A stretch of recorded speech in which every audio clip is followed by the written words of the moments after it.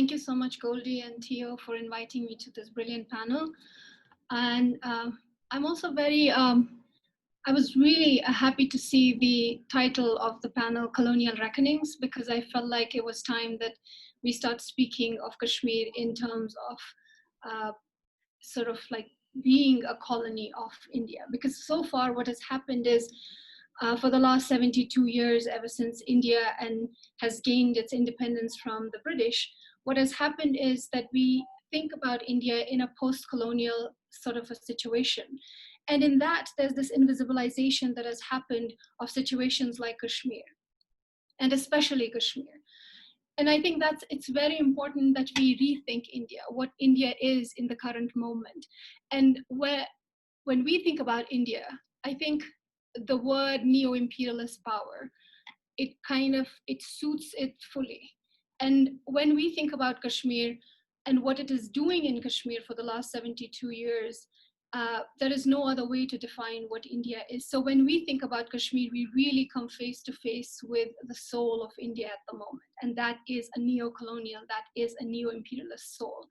And I think that's very important for us to start thinking about and talking about Kashmir as part of that colonial project, that neo-colonial project. And the word neo-colonial is again very important because we are linking all of these to anti-capitalist movement and also the resource extraction that is also happening and that we see happening in Kashmir for the last 72 years, and that has also been sort of increased in the last 33 years. So so that's something that we need Kashmir to be pinpointed as, that it is a colonial situation. It is increasingly becoming a settler colonial situation, which was again put into motion 72 years back, and that no one really knows. And I think this is the current moment when India is unraveling. And the way India has put into motion its policies inside Kashmir, they need to be revealed to people. They need to be revealed, not just revised for the people inside India, but also outside. Because for the last 72 years, what India has been really, really successful in doing is selling its post-coloniality, selling the subaltern narrative to the rest of the world, where we know India for its we know it for ahimsa, non-violence. We know it for Mahatma Gandhi. We know it for yoga. We know it for several other things as well, but not every other person knows what it really is, the project inside Kashmir. And I think when we think about Kashmir vis-a-vis India, that's a perfect moment to capture the neo-colonialist, the neo-imperialist heart of India. So that's what I wanted to draw your attention to. Rafif and Adam, they very well laid out the platform for me to speak about how Kashmir is unraveling at the moment, and also how it's interconnected to policing and militarization and settler colonialism that we see happening all across the world, and also linking it to the indigenous struggles. When we think about Kashmir, we never think about indigenous people. And there are communities of indigenous people who have been dispossessed in different manners, who have been disenfranchised in different manners. And now it's happening to quote unquote what is seen as the dominant community, the Muslim community inside Kashmir. We have to see whatever kind of dispossession has happened inside Kashmir for the last 72 years as part of that continuum, estranging different communities from each other. And that has been the political project of the Indian government from 1972, from 1947 onwards. But then also thinking about the colonial, anti-colonial movement inside Kashmir. I think that also needs to be laid out, that Kashmir is not only a problem that emerges in 1947, that kind of makes it a post-colonial problem that the British have left, and which is partly true, but it's also true that Kashmiris have been struggling way before that for sovereign democracy. And I think that's very, very important. And that kind of also connects us to those legacies where anti-colonial movements are not only erupting in the current moment or have erupted in the last 50 years, but it's kind of 100 years back when the British India emerged in the South Asian continent. And then also Kashmir was also fighting for its own sovereign democracy. and also fighting the monarchy rule that was prevalent in Kashmir at that point. So when India was having its Quit India movement against the British, Kashmir was having its Quit Kashmir movement against its monarch. So I think those histories are very, very important. And what happens by setting milestones and then moving around those milestones, for example, for the subcontinent, 1947 becomes a moment, and nothing exists before and nothing exists after. And that particularly has helped India solidify its narrative as if Kashmir is a problem with Pakistan, as if Kashmir is a proxy war from Pakistan, as if Kashmir is an internal dispute. But when we look beyond that, and when we also look at anti-colonial, we also look at labor struggles happening inside Kashmir, because this is one of the first places where in 1865, the first labor organization took place, the first movement took place, and there was a protest in which I think 21 or to 28 people, Kashmiris, were killed. So connecting to those legacies is very important if we are to think about these reckonings in the current moment.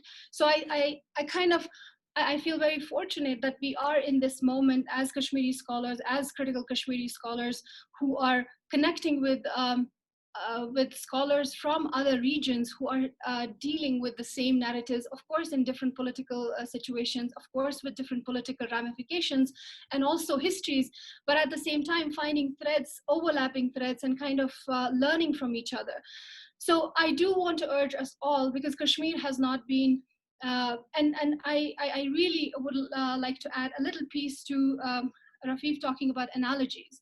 And for us, for Kashmiris, Palestine has been a beacon, because when you speak about that Kashmir is a Palestine which no one speaks about, that's a quote that a friend of mine once said. To Kashmiris, that's very heartening, because India has been so successful in invisibilizing Kashmir. And it has been able to package it, especially after 2001, as a terrorism problem, as a Muslim terrorist problem.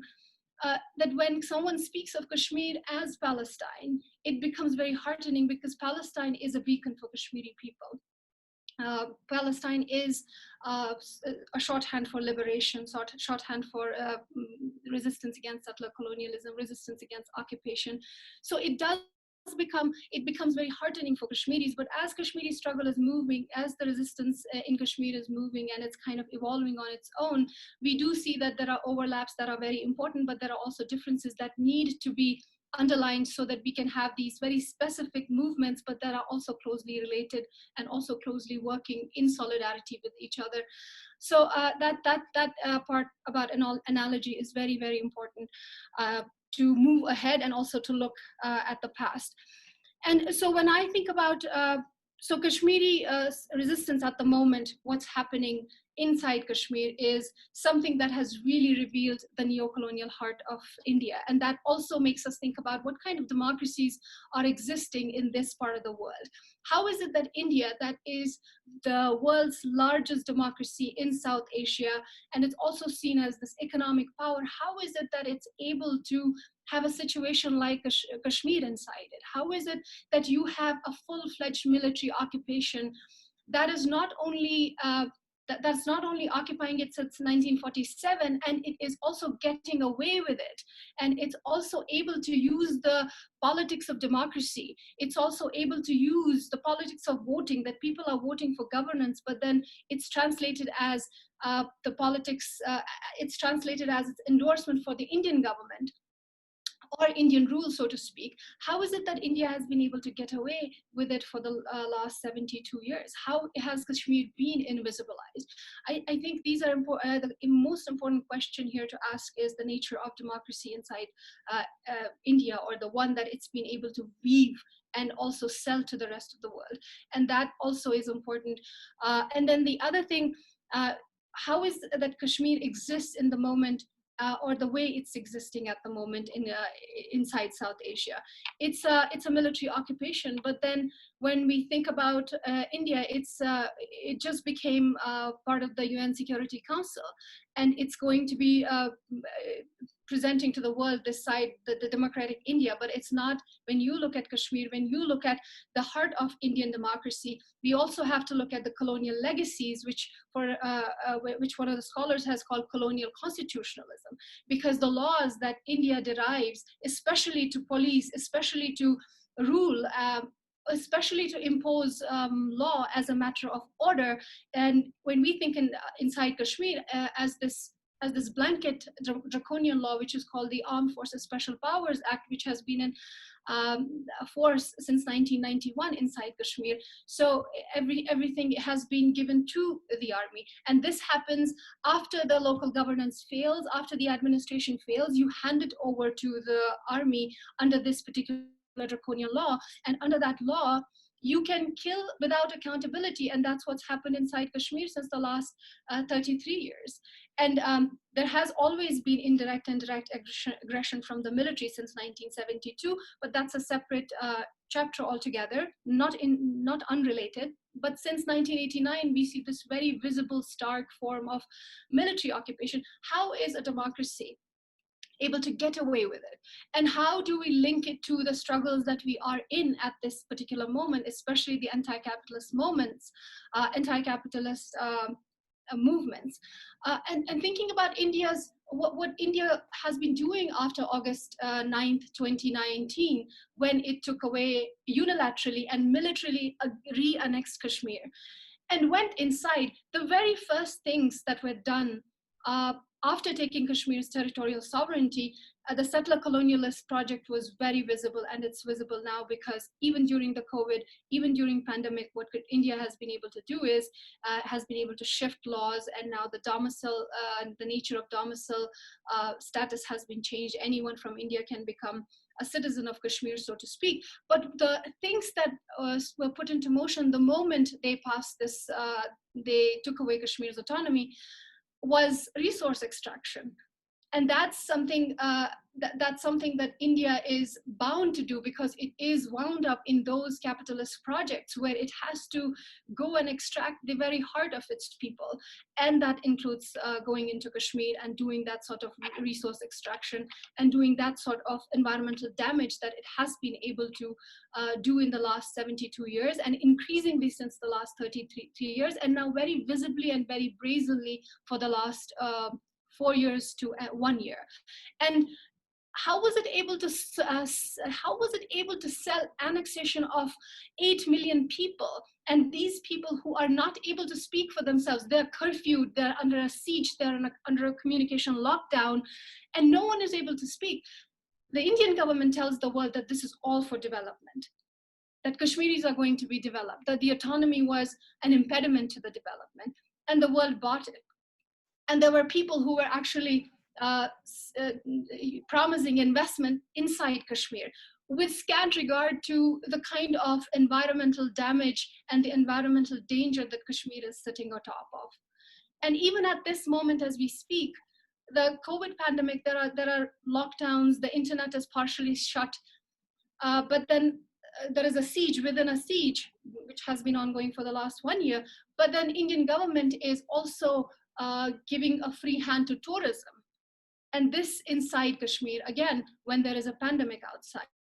And it's not allowing people out, but it's allowing tourists to come in. So what I mean to say I'd say you have a minute. Sorry, just a minute. So what I mean to say is that all these linkages are connected to the struggles that we are thinking of in terms of when we think of anti-capitalist struggles.